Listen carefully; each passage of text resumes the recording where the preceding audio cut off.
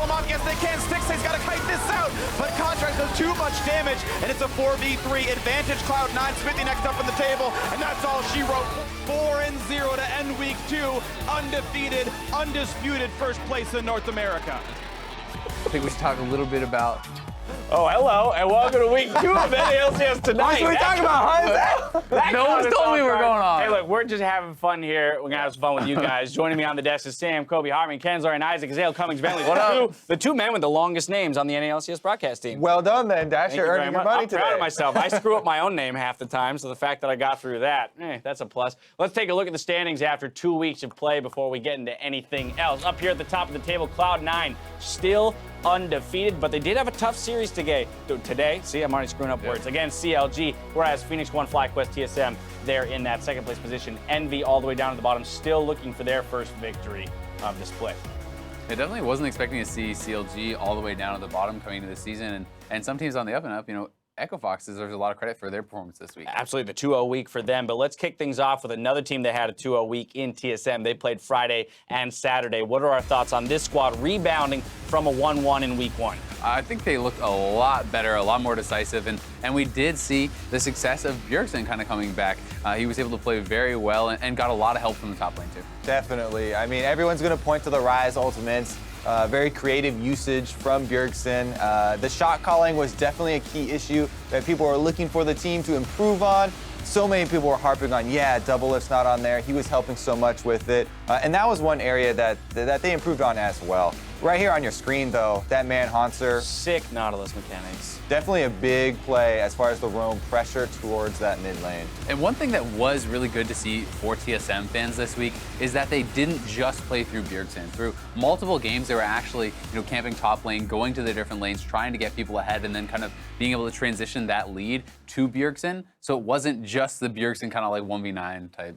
Right. Of course, in interviews, they were still discussing, though, that is a hurdle for them and probably their biggest obstacle, rather, to success is that with the loss of double lift, they're still struggling for some direction sometimes within the game. And one of the big things that Bjergsen always talks about with double lift and how he helped him with shot calling was the creative shot calling. We would open his eyes to other opportunities. Looks like they embraced the game. Pretty creative. We like to see that. Another team, and now let's talk about this one that went 2-0, is Echo Fox here. And Echo Fox, I mean, they looked dismal coming into this weekend. And not only did they show us cool picks, like the Camille support, that, by the way, blew my mind when that was happening. I didn't know what was going on with that draft. But oh, you should have seen Mark and I were writing down all the picks and stuff for pick ban, and he gets through it all, and he's like, okay, wait a second. I'm like, is this Swain Camille support? Is support, this like Camille? I could see your brain exploding on the cast. It was absolutely hilarious. And then, he gets that comical first blood. It's working out into the game, and you go back and you look at it with a, more calm mind, Makes a lot of sense. Exactly. Makes a ton of sense. They were able to outthink the bait there from Lemonation, where Lemonation always loves giving over, power picks, thinking that he's, forcing your hand into this position. Mm-hmm. And they switched the table on him, flipped it right around with us switching it to support. The biggest thing for me, though, to talk about Echo Fox as a serious point is that we talked so much last year about how these guys don't do anything. They just sit around, they wait to win or wait to lose, right? They're not willing to make risky plays, decisive calls. And Echo Fox today and the last 2 games against Dignitas yesterday or the day before, whenever it was, they were actually making stuff happen. They were decisive. They were able to snowball leads. Even when behind, they were still willing to make plays, risky or otherwise. And I think that showed that they are actually finally maturing as a team and realizing, hey, this is where we've gone wrong. And it's another case of multiple players stepping up in that position, right? Yeah, Froggen, the rapid-fire cannon on that TF game, he was making pick after pick to, help the team along in the late game, but also Acadian, a new guy on the block for them. I know he's super nervous, but he's doing great, and he's improving each day as well. I was going to say, week 1 to week 2, you looked at the top performers on Echo Fox. Week 1, you say Acadian, and then maybe Froggen right behind him. The rest of them still not up to par. Week 2, though, here we had Looper performing in the top lane, putting a lot of pressure down with the things like Swain pick in the top. That's unlocking them to put the Camille into the bot lane, where Gate, who's been practicing this since his days in Korea in solo queue, and he brings that in. It's a great counter to the Malzahar, right? We had that Jhin Camille pickup, which allowed them to get onto the Malzahar and break that shield very early. So I love to see that innovation out of the squad. We'll see if the evolution of Echo Fox continues and they continue to push the pace. Now let's get to this series that just ended, C9 versus CLG. This was a big one. Went to the third game here. CLG almost took it from C9, but they will remain undefeated. They really did, and it came down to the wire, in the final game. I think there has to be a couple questions about the Katarina pick into Maokai and Lulu, both two champions who perform exceptionally well at locking down that champion. You can't Zhonya's when you're Whimsy, right? So Aphromoo played very well into that, but at the end, I think we just saw that C9 was a superior macro team. The ZZ Rod moving around the map with Impact, they just seemed to kind of have them a little bit outclassed. That, as well as the team fighting, there were a lot of very exciting team fights in this game where, working around the fact that you may not have such a reliable tank or everybody going all in when the cooldowns, you're tracking just not even ultimate cooldowns, but like these basic ability cooldowns, finding your window, sneaky for sure on the AD carry, finding those small opportunities to get out a little bit more DPS so that you can set up your assassins for reset. Like, there are so many really interesting team fights there. The last couple team fights played by the damage dealers of Cloud9 were exceptional. Sneaky in particular, just in terms of maximizing his damage output while and then staying alive as long as possible was ultra impressive. One thing, though, as a bright spot for CLG, we did see kind of the return of Aphromoo as a playmaker, having some good roams, having a much better performance, I think, this week than last. So CLG, they lost to C9 today. They're 1-3, but they could have very easily been 2-2, and C9 is the best team in the league. Right, and that comes from CLG's bot lane actually succeeding a little bit more in the 2v2 itself to unlock Aphromoo to get to that mid lane. I think that's a big thing. Huhi as well had some positives, some negatives still. We're waiting to find some consistency with him. But if that trio, Stixxay, Aphromoo, and Huhi, can really level up, then CLG might get back into the top 5. And finding consistency, I think, is a theme for almost every team in the NA LCS right now. Except Envy, they're very consistent. Pretty much every Big burn! Envy is C9, boom. But honestly, we're seeing a lot of jumbling around because there were so many off-season moves, right? And there's a lot of improvement to be had for most of the teams. Actually, all of the teams. Yes, absolutely. Well, after an exciting week 2 of the North American LCS, we've had some standout individual performances. Who are your guys' OP5 of the week? Spoiler, there it is on the screen. Beat me to it. Exactly. So up in the top lane, a lot of these we did have a lot of debates on. This is just going to be this week we're definitely looking at.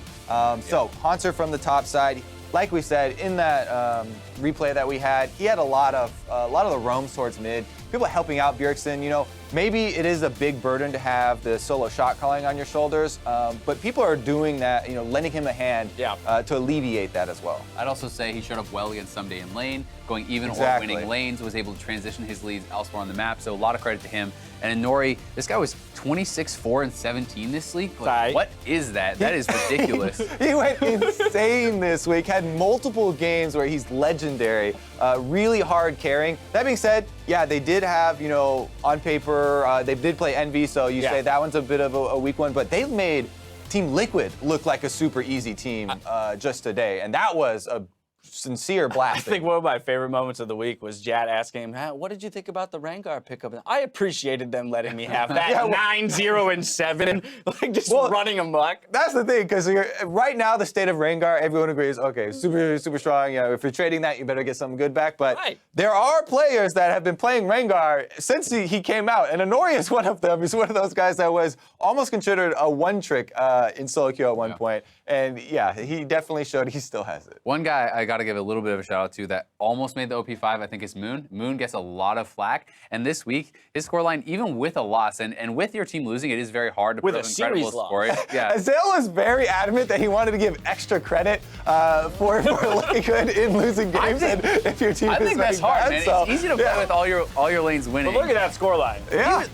He was 40, 12, and 34. The guy was going nuts. Even in both his Eve games, his team lost, and he was like 7-1, 8-3. His team was not giving him the help he needed, Kobe. And when they did, he was 9-0-8 on Kazakhs. And I love that when they come outside of the Rengar and the Kazakhs, S tier for junglers, he's finding a little niche pick for himself that's gonna make other teams think in Champion Select. Yeah, and I just want to say, the other side of that is like, it's something that I used to do when I knew that I was gonna have a rough team in solo queue or something. I pick Shaco because I knew that at least I look good because I can go invisible. I just go assassinate people, and then I'm out of there. So, my score looks good at the end and all that stuff. Oh, you gotta get a little shot. It can go both ways. That's Kobe. All right, well, let's talk about, I know we already talked about the fact that Nori is the OP5 Jungler of the Week. Let's talk about him a little bit more just as an individual outside of his sheer performances. I mean, this guy has really grown an extraordinary amount split to split. It seems just in the way that he leads the team. This team is filing in behind him on Phoenix 1, and they're finding a lot of success. And I mean, even in the way he conducts himself in the interviews and stuff, he's trying to bring a new, mature side of himself. He's saying, "Hey, I'm not a toxic jungler. I'm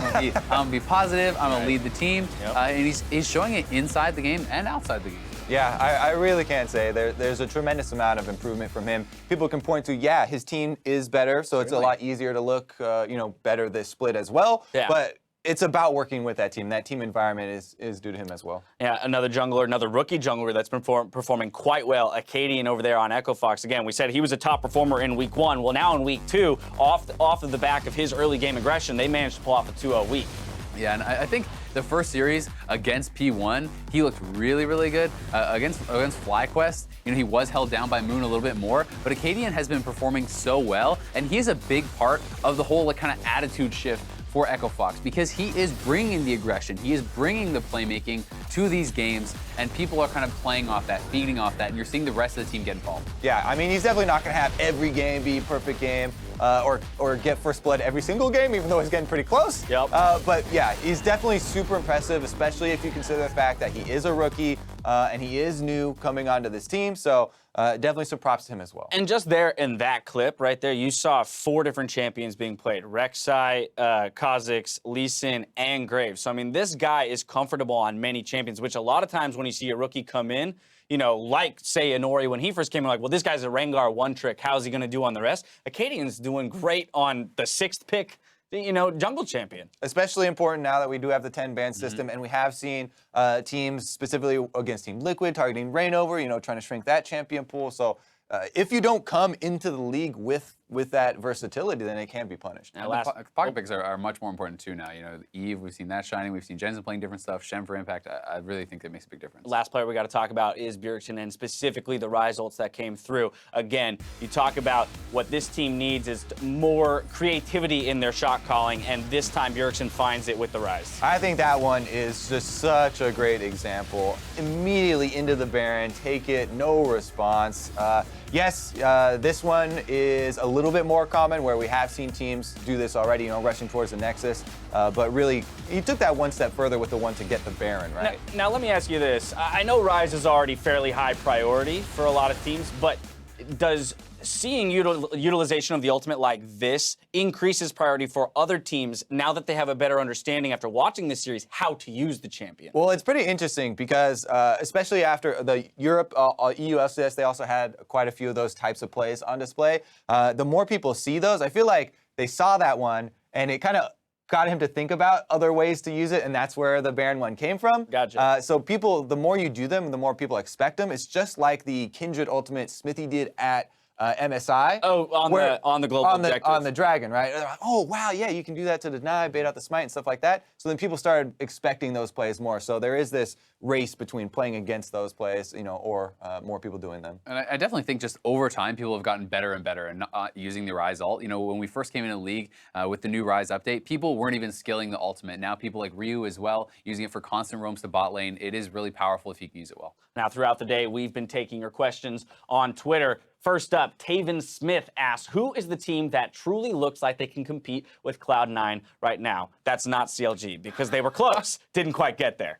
Hey, they competed. They did compete, right? So I guess if that's the context of the question, then there's your answer. But, I mean, technically, every team is going to compete with them at some point. I think honestly, like if we're looking at it and we're being serious about it, TSM to me is starting to look a lot better. Yeah. If they're on form, they certainly can compete. I think Phoenix 1 has looked quite solid, and they can compete. There's a number of teams. The field is pretty wide open, and C9 did not look invincible against CLG. Yeah, that's the thing. There are some front runners right now, and you can mention the teams that are looking better. But as of right now, it doesn't seem like there is a team that's on the same level that you would put on the same tier, right? I think we all have them in their own tier. Right, currently. they're clearly the number one. You're looking at maybe TSM, P1 as the ones that can closely contest them. Next up is Jay Mango, who asks, what do you think are some of the patterns in drafting that top teams do and the bottom teams don't? This is a pretty big question.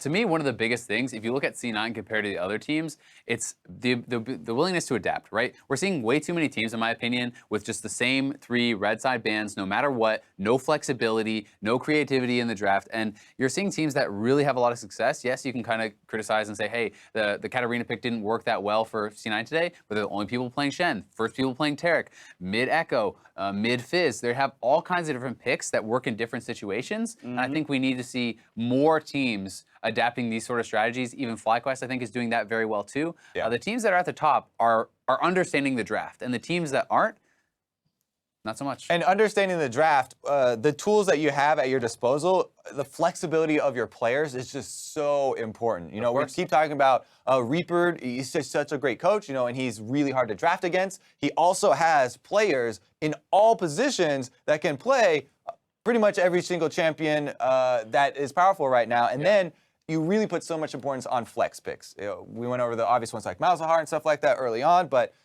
flex picks, especially early on, have been playing a very big role. I was gonna say, you can look at C9, I think, as being one of the best drafting teams in North American LCS, and when you consider the fact that Smoothie can play things from Taric to Tom Kench to all of the more poke and mage-oriented supports, whereas Jensen can play almost anything in the mid lane, you've got a lot of options if you're Reapered, and you're happy to have the Shen in the top lane when all the tanks are banned out. Also, update your list of flex picks. Camille, Support, check. can go to support. I already know Zyrene plays in the jungle, so we got 3.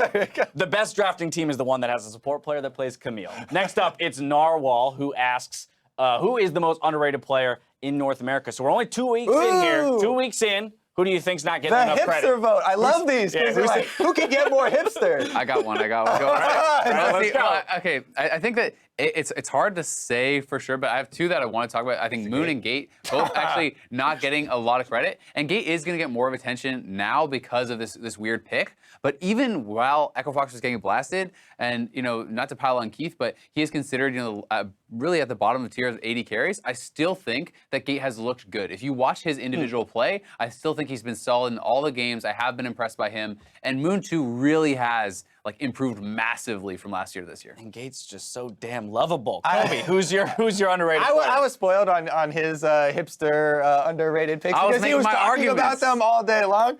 And I do think that there are some people that will definitely agree with you. Ooh, some people, but not Kobe. Not everyone.